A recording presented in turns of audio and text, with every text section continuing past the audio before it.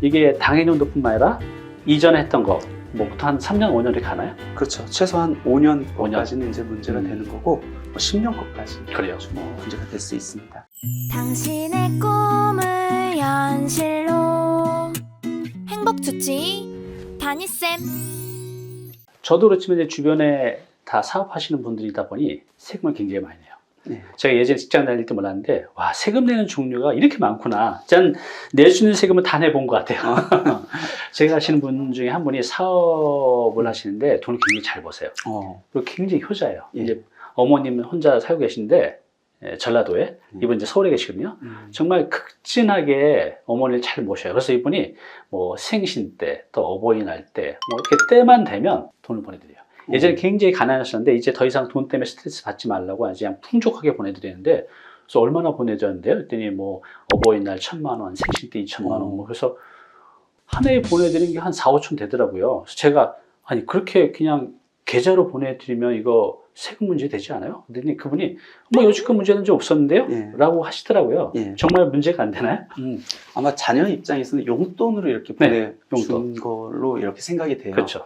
근데 이제 만약 원칙적으로 본다 하면은 나중에 이제 세무서에서는 네. 이게 용돈이냐 아니면은 용돈을 넘은 증여냐 라는 게 이제 문제가 될 겁니다. 그래요. 이거를 어떤 관점에서 보냐면 제3자, 그러니까 통상적인 관점에서 통상적인. 보거든요.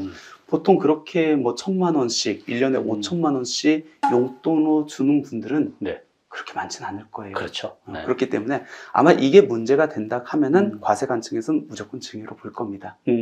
물론 이제 간헐적으로 주긴 했어요. 어버이날, 네. 생신. 근데 통상적인 제3자 관점에서 봤었을 때 기준금액을 훨씬 더 초과했기 때문에 물론 이 기준금액이라는 게 법에서 딱 정해져 있진 않습니다. 그렇죠. 통상적인 기준금액 애매한 것 같아요. 맞아요. 그렇기 때문에 항상 뭐 국세청에서 얘기하는 거는 사실 판단 문제다. 종합적으로 판단해야 된다라고 하는데 한번 여러분들이 한번 생각을 해보세요. 어느 정도 내가 어버이날 이렇게 용돈을 드립니다. 보통 얼마 드리세요? 근데 이분 같은 경우는 1,000만 원, 네. 2천만 원씩 드립니다. 보통 한 50만 원, 많아야 한 100만 맞아요. 원? 네. 그 정도면은 뭐 크게 문제는 안 삼겠죠. 근데 물론 이렇게 용돈을 1,000만 원, 2천만 원 준다고 해가지고 다 뭐 문제가 생기는 건 아닙니다. 왜 네. 그러냐면 현금 증여 같은 경우에는 과세관청에서 솔직히 파악하기가 어려워요. 네. 보통 조사 대상으로 선정되거나 네. 아니면 증여나 상속세 조사 과정에서 많이 이제 금융을 오픈하기 때문에 그때 문제가 되거든요. 네. 네. 그렇지 않은 이상은 현금을 보내준 거에 대해서 이렇게 조사하기가 현실적으로 쉽지는 않습니다. 그러겠죠. 그래서 많이들 아까 그 사장님도 여기까지 문제 안 됐는데요? 라고 얘기하신 게 뭐냐면 네. 그동안 본인이 조사 대상으로 선정되지 않았기 때문에 그렇군요. 그런 거고 근데 만약 그분이 딱 타깃이 돼가지고 정말 뭐 재수 없이 네. 이렇게 조사 대상으로 선정되면은 이 금액은 당연히 증여로 볼 겁니다. 그래요. 예. 그렇기 때문에 지금까지 문제가 안 됐다고 해가지고 뭐 괜찮다라고 생각하시면 안 되는 거고 여러분들이 생각했었을 때 통상적인 금액을 초과되면은 요건 증여가 맞다라는 겁니다. 그럼 만약 걸리면 그 이전에 그렇게 막 1,000만 원, 2,000만 원 계속 들었던 것도 다 합산해서 맞아요. 보통 조사 대상으로 선정되면은 통장을 오픈을 하거든요. 그래요. 그러면은 과거 연도에 증여한 것까지 다 포함돼서 세금이 부과되기 때문에 네. 대신에 이제 그런 조사 대상으로 선정되기가 현실적으로 쉽지는 않다. 않다라는 겁니다. 보통 그래서? 이제 상속조사나 뭐 증여조사가 됐을 때 뭔가 이슈가 있었을 때 맞아요. 같이 이제 걸릴 수 있다는 네. 거네요. 하여튼 많이들 그렇게 하는 것 같아요. 좀 제 네. 주변에 이제 사업가들이 많다 보니 부모님들 이제 원거리에 계시니까 직접 가서 드리는 게 아니라 계좌로 보내드리는데 금액이 통상적인 금액보다 좀 큰 것 같아요. 뭐 매달 한 500만 원씩 보내준다든가, 뭐 생신 때는 뭐 1,000만 원 보내준다든가. 요즘 연예인들도 이렇게 보면 뭐 집 사주고 차 사주고 그런 거 있잖아요. 그것도 다 증여입니다. 그죠? 진짜. 네. 근데 그분들도 그걸 잘 모르고 하시는 것 같아요. 다 그렇죠. 증여로 나중에 문제될 수 있잖아요. 맞아요. 네. 그래서 그러니까 위험한 거예요. 네. 연예인들이 이렇게 뭐 저희 부모님 집 사줬어요, 네. 차 사줬어요.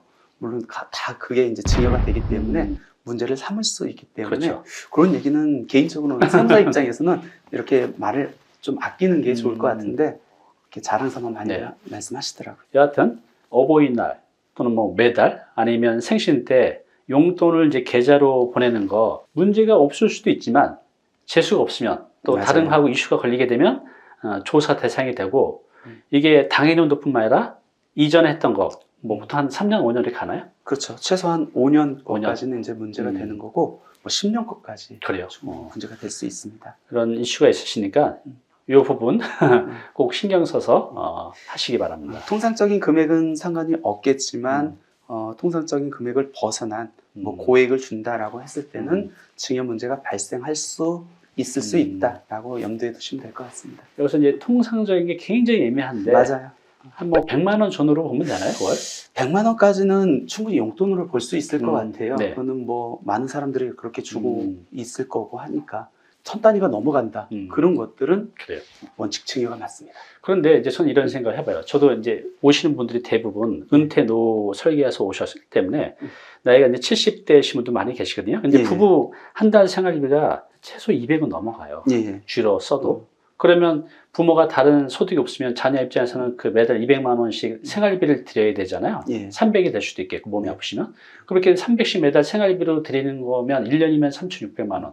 이것도 중요로 가는 건가요? 그러면? 그거는 우리 입장에서 이제 그게 생활비입니다라고 이렇게 얘기를 하겠죠. 네. 그럼 나중에 만약 조사가 이루어지면은 그게 생활비 쪽으로 썼는지를 볼 썼는지. 거예요. 그래서 만약 200만 원씩 300만 원씩 꼬박꼬박 생활비로 받았습니다. 네. 근데 실제 받은 부모님이 그거를 정말 생활비로 써. 병원도 다니고 뭐 용품도 사고. 네. 그러면은 생활비로 인정받겠죠. 근데 그거를 모아가지고 일부만 예를 들어서 50만 원만 생활비로 쓰고 나머지 저축을 한다. 네. 그런 경우는 생활비로 안 볼 여지가 크잖아요. 아니면 이걸 받아서 뭐 주식에 투자한다. 이건 예. 어떻게 되는 거예요? 그러면 증여가 맞겠죠. 그렇죠. 네, 맞습니다. 그러니까 생활비로 쓴 증빙만 있으면 한 뭐 300? 뭐 어쩔 땐 뭐 그 이상도 문제될 건 없다라는 거네요. 저 그 부분이 궁금했어요. 그죠? 그러니까 모든 거는 이제 사실 판단 문제다라고 이렇게 보시면 될 것 같습니다. 그래요. 특히 이제 효자, 효녀 분들 조심해야 됩니다. 용돈 계좌로 보낼 때 통상적인 기준 범위를 넘어가면 나중에 문제가 될 수 있고 매달 생활비를 좀 어느 정도 드려도 실제로 생활비로 쓴 거에 대해서는 증빙만 되면 문제 없다. 예. 네, 알겠습니다. 감사합니다. 감사합니다.